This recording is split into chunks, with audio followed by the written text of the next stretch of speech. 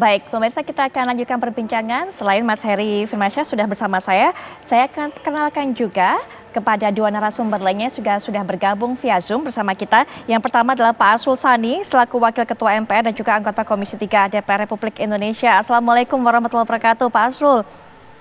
Waalaikumsalam warahmatullahi wabarakatuh. Baik. Selamat malam. Selamat malam Pak. Dan juga Mas Dedi Permadi selaku staf khusus Menkominfo bidang digital dan sumber daya manusia. Assalamualaikum warahmatullahi wabarakatuh. Mas Dedi selamat bergabung kembali.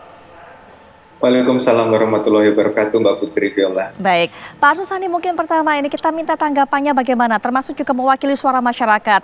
Yang kita harapkan memang segera dapat dipertanggungjawabkan kemudian perbuatan ataupun perilaku dari Joseph Zhang ini. Tapi sepertinya hingga saat ini polisi juga belum bisa membuka, belum ada data yang kita dapatkan keberadaannya secara pasti di mana. Bahkan terakhir Joseph Zhang ini mengaku bahwa dia bukan lagi warga negara Indonesia, Pak Arsul Sani. Apakah ini kemudian menjadi akan memperbesar kendala pihak kepolisian untuk melacak pelaku ini ataupun Joseph Zhang ini, Pak Arsul Sani?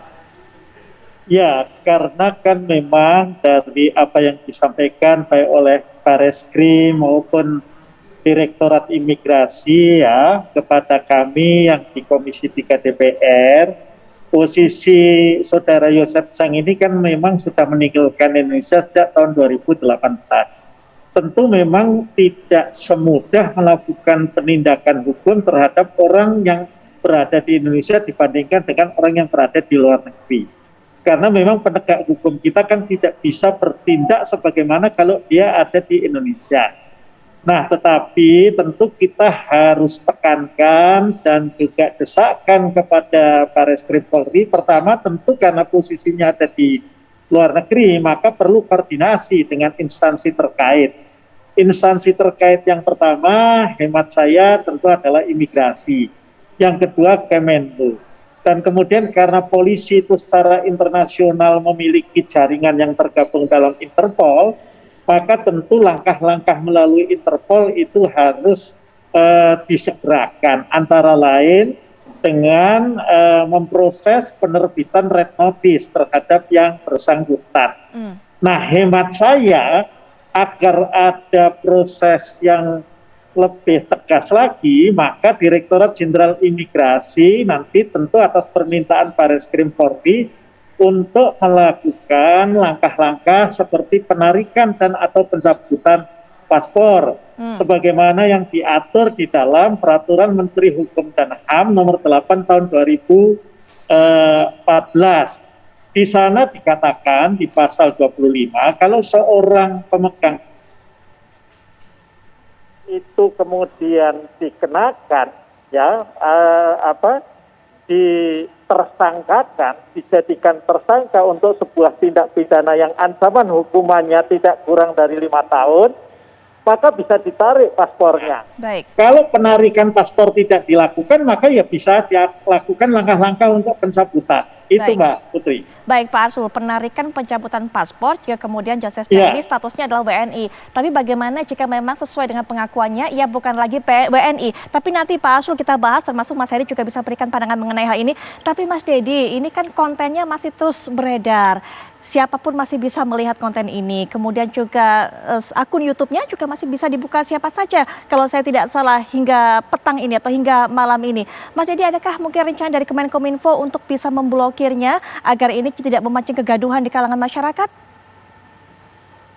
Ya Mbak Putri, tentu Kominfo segera bergerak cepat ketika isu ini mulai muncul. Jadi per kemarin Kominfo sudah mengirimkan surat permohonan blokir atau pemutusan akses kepada platform digital yang ada atau yang memiliki konten tersebut, terutama YouTube. Dari YouTube kita mengidentifikasi sudah ada 7 konten termasuk yang berada di akun yang bersangkutan. Dan perlu kami informasikan bahwa ketujuh konten tersebut telah dilakukan pemutusan akses atau pemblokiran. Jadi per malam hari ini masyarakat sudah tidak bisa melihat akun di YouTube ya, terutama yang terkait dengan 7 konten yang saya sebutkan di awal tadi. Karena ini memang betul-betul kami perlu sampaikan bahwa konten yang berada di akun YouTube itu konten yang memenuhi unsur melanggar undang-undang, berdasarkan Undang-Undang ITE, terutama pasal 28 ayat 2, Jungto pasal 45A, di mana setiap orang yang dengan sengaja dan tanpa hak itu melakukan penyebaran informasi atau dokumen yang menimbulkan kebencian, kemudian yang menimbulkan juga permusuhan di antara individu atau kelompok berbasis SARA ya, itu tentu akan diproses secara hukum termasuk penanganan konten. Dan Kominfo sudah dan akan terus melakukan penyisiran jika ada konten-konten lain yang berada di platform lainnya juga. Baik, Mas Heri, tadi kita sudah dengarkan rencana dari Kemenkominfo dan juga tadi pendapat Pak Asrul harus ditindak tegas, setidaknya penarikan pencabutan paspor jika itu statusnya masih WNI. Mungkin Mas Heri punya pandangan terhadap hal ini, termasuk jika memang ternyata sesuai pengakuannya statusnya bukan lagi WNI. Ya, memang agak sulit kalau kita bicara pada faktanya nanti memang statusnya tidak warga negara Indonesia ya. Itu perlu kita pahami betul letak kesulitannya, karena tentunya dia akan menundukkan diri pada hukum di luar dari konteks Indonesia. Nah, akan lebih mudah kalau tadi tentunya sebaliknya dia masih di status warga negara Indonesia.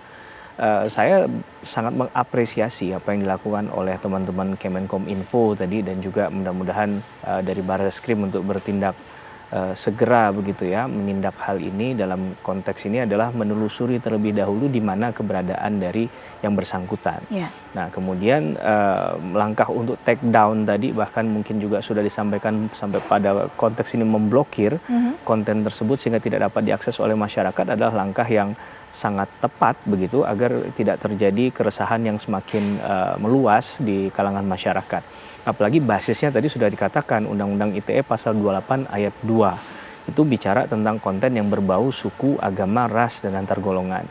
Dan bahkan juga tidak ketinggalan di KUHP-nya mungkin juga bisa dikenakan pasal 156A KUHP jika memang terbukti tadi ya, sekali lagi berdasarkan kalau perspektif hukum pidana itu ada asas nasional aktif dan pasif gitu. Sehingga kalau dia memang warga negara Indonesia, ketika dia melakukan tindak pidana di luar wilayah hukum Indonesia sekalipun, dia tetap bisa ditarik untuk dihadapkan di meja hijau atau untuk mempertanggungjawabkan perbuatannya. Baik. Dalam beberapa kasus misalnya ada pembunuhan yang dilakukan oleh warga negara Indonesia di Amerika Serikat, itu juga dapat diselesaikan akhirnya ditarik di pengadilan Indonesia.